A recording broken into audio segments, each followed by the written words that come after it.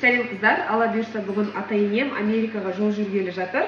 Сол себеппен мен өз ас үйімде кешкі әдемі дастархан жаюға кірісейін деп жатырмын. Сәлеметсіздер ме? Мен балаларға арналған кітаптар жазып жүрген атанданды қаламгермін.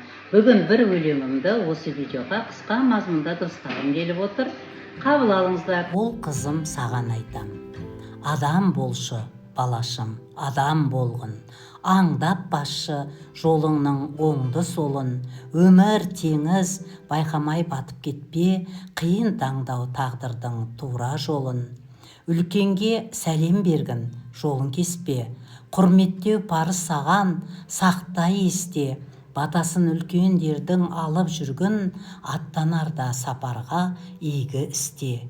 Кешірімді, мейірімді сыпайы бол. Жұрттан өзін асырған ақымақ сол. Әр істі жеті өлшеп бір кескенде, басталады алдыңнан бір даңғыл жол. Ата-анаңды риза ету саған парыз, дұрыс жолды көрсету маған парыз. Туған жерге тер төгіп қызмет ету, елім деген перзентке болар қарыз.